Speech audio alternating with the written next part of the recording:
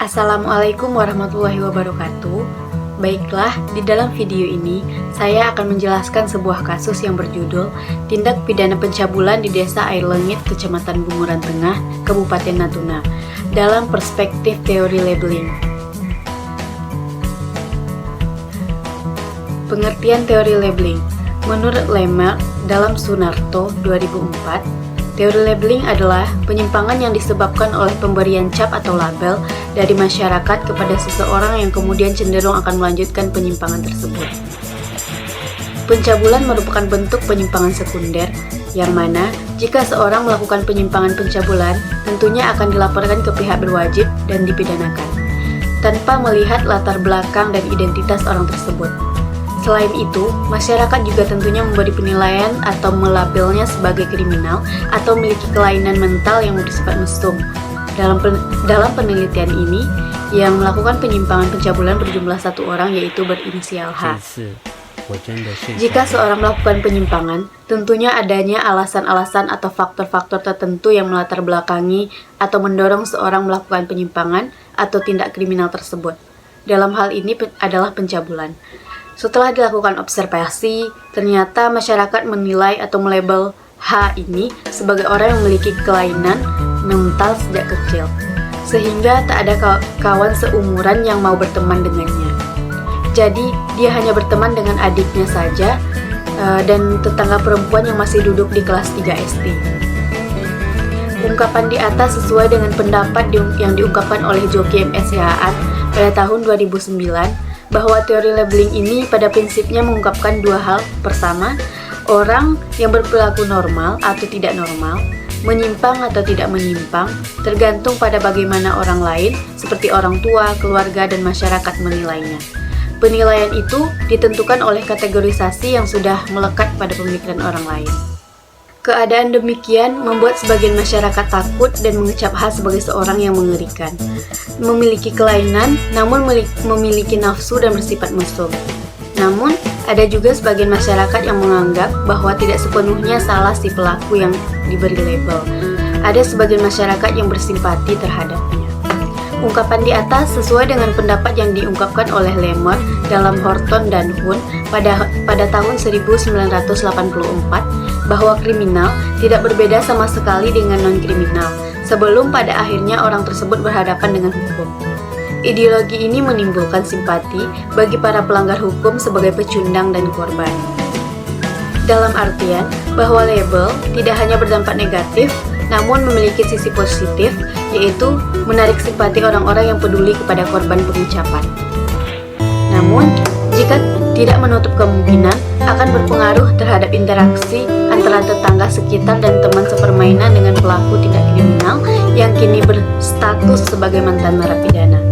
Sebagaimana kita ketahui bahwa jika seorang telah menyandang status sebagai mantan narapidana, tentunya akan dilabel negatif dan akan terjadi perubahan terhadap pola interaksi yang berlangsung dalam kehidupan sehari-hari. Dari hasil wawancara peneliti dengan informan di lapangan menunjukkan bahwa orang tua mempengaruhi anaknya dan memberikan label bahwa mantan narapidana sebagai orang yang jahat dan tidak pantas untuk dijadikan teman. Untuk pertemanan saja tidak diizinkan, apalagi dengan kepercayaan yang berhubungan dengan kesempatan kerja tentunya semakin tertutup baginya. Agar tidak terjadi hal-hal yang tidak diinginkan, seharusnya kesempatan kerja tentunya boleh didapatkan oleh siapa saja selagi bentuk pekerjaan itu sesuai dengan apa yang bersangkutan. Namun, hal tersebut tidak sesuai dengan yang diharapkan. Peluang kerja sangat sulit bagi seorang yang telah dilabel sebagai kriminal. Seseorang yang telah menjadi mantan narapidana tentunya dilabel sebagai kriminal. Oleh sebab itu, sangat sulit untuk mendapatkan kepercayaan dan pekerjaan.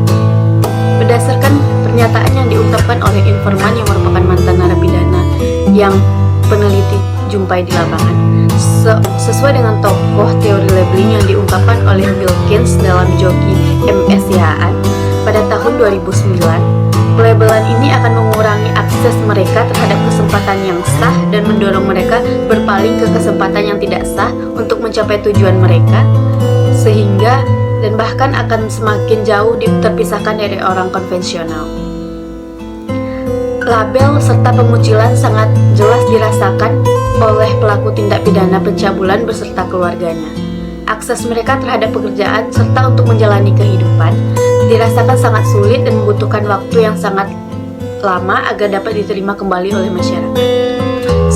Sebagai remaja yang seumuran dengan mantan narapidana, pastinya mendapatkan larangan atau teguran dari orang tuanya agar tidak bergaul dengan orang-orang yang telah melakukan tindak kriminal atau mantan narapidana.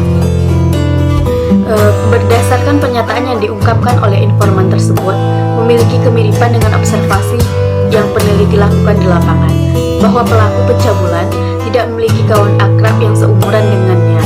Karena pelaku pencabulan dianggap sebagai seorang yang memiliki kelainan mental oleh masyarakat sekitar. Tindakan pengucilan juga dilakukan kepada pelaku pencabulan dan pada orang tua dengan jelas melarang anak-anaknya untuk tidak berteman dengan pelaku pencabulan, terutama para orang tua yang memiliki anak perempuan.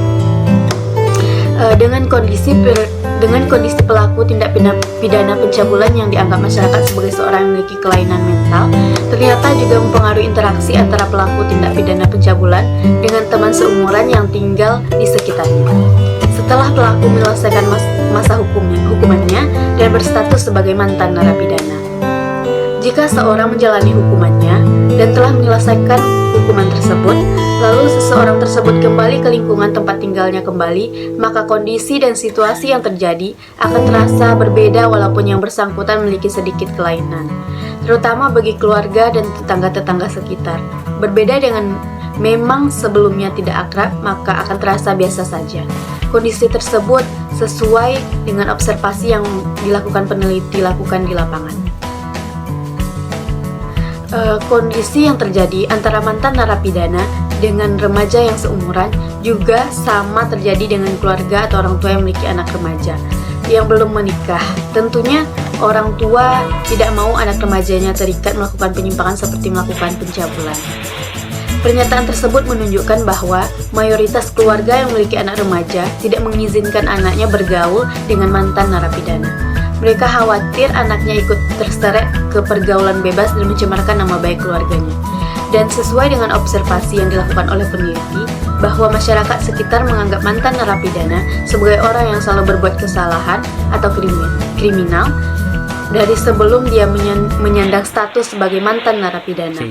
Jika terjadi sebuah masalah, tentunya mereka yang akan menjadi sasarannya. Akan tetapi, hal tersebut tidak berlaku bagi pelaku kriminal pencabulan. Pandangan atau penilaian masyarakat sangat berpengaruh terhadap tingkah laku seorang yang menjalani kehidupan dalam bermasyarakat. Oleh sebab itu, masyarakat dan lembaga-lembaga atau tokoh-tokoh masyarakat yang tercakup dalam agen kontrol sosial harus berhati-hati dalam menanggapi seorang yang telah melanggar hukum agar si pelanggar hukum tidak mengulangi perbuatan tersebut. Dan masyarakat, termasuk remaja yang ada di lingkungan sekitar, tidak mengikuti hal tidak benar yang terjadi di lingkungan sekitarnya.